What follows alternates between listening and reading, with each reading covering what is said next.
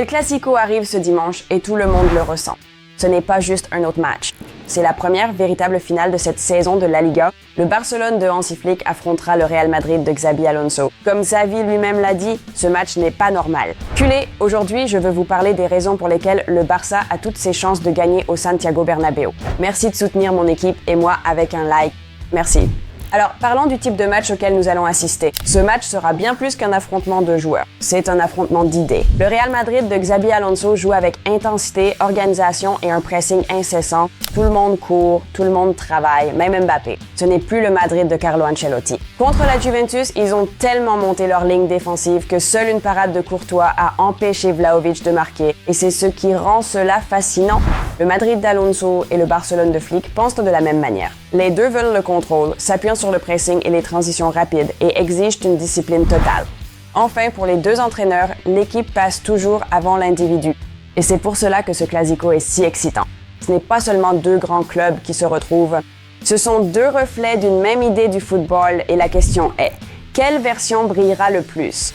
Alors, comment le Barça peut-il gagner au Santiago Bernabéu? Il semble que Hansi Flick va baser son plan sur le match contre Newcastle, où Barcelone a également affronté une équipe exerçant un pressing très intense. À ce moment-là, le Barça jouait dans un bloc médian positionné à environ 45 à 50 mètres du but. Jean Garcia a joué un rôle important pour aider l'équipe à dépasser ce pressing agressif. Cette fois, il ne sera pas là. Cela signifie que Wojciech Szczesny devra réaliser la meilleure performance offensive de sa carrière, comme on a pu l'apercevoir lors du match contre l'Olympiakos. Donc, un bloc médian, un travail plein de confiance de la part de Szczesny et il semble que Flick prépare une surprise pour le Clasico. Hansi Dietl prépare Araujo comme antidote à la vitesse de Mbappé et Vinicius.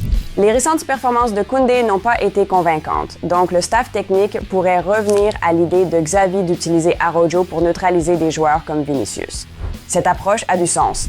La forme de Koundé a été moyenne ces derniers temps, tandis qu'Araujo semble revigoré après son but victorieux contre Gérone. Son leadership et sa puissance physique pourraient être exactement ce dont l'équipe a besoin pour une épreuve aussi exigeante face au Real Madrid.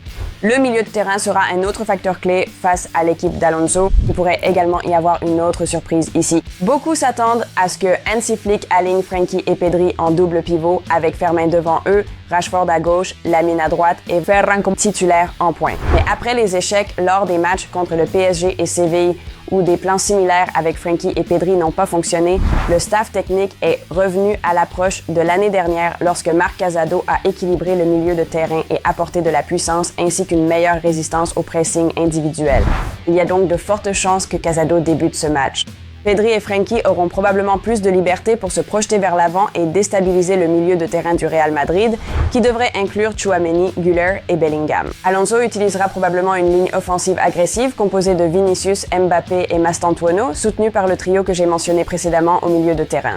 Passons donc à l'attaque et ici je propose un choix totalement inattendu. Le Real Madrid préparera certainement un plan anti-Lamine. Ils s'attendront à ce qu'il commence sur la droite et Carreras est prêt pour ce duel, tout comme il l'était lorsqu'il a affronté Yamal en jouant pour Benfica. C'est pourquoi Flick pourrait compter sur les déplacements fluides de Lamine, Rashford et Fermin pour déstabiliser la défense madrilène et perturber leur. Le Real Madrid rencontrera des problèmes des deux côtés de sa défense. Cela était évident lors du match contre la Juventus. Ils n'ont pas d'arrière droit de métier, donc Valverde doit occuper ce poste, alors que ce n'est pas sa position naturelle.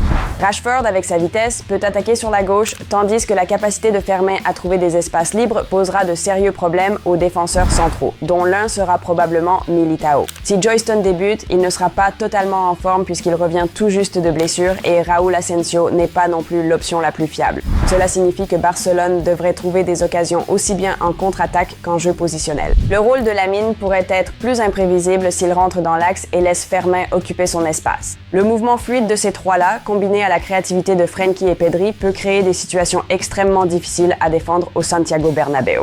Voici donc ma composition probable pour le Clasico. Szczesny dans les buts, Araujo, Cubarsí, Eric et Balde en défense. Frenkie, Casado et Pedri au milieu de terrain avec Yamal, Fermin et Rashford en attaque. Ferran devrait également avoir du temps de jeu. Ce match exigera une condition physique optimale et une concentration mentale maximale. Les récentes rencontres contre Gérone et l'Olympiakos ont aidé l'équipe à progresser dans ces deux domaines. Beaucoup considèrent encore le Real comme favori, mais on a l'impression que Flick et son staff préparent plus d'une surprise pour Xabi Alonso et son équipe. La variation que j'ai décrite n'est qu'une configuration possible et il pourrait y en avoir plusieurs autres qui surprennent Madrid. Culez, partagez vos pronostics pour le 11 de départ du Barça et le score final dans les commentaires. Pour vous préparer à El Clasico, téléchargez l'application Football Extra. Elle propose tout ce qu'il faut pour la préparation d'avant-match.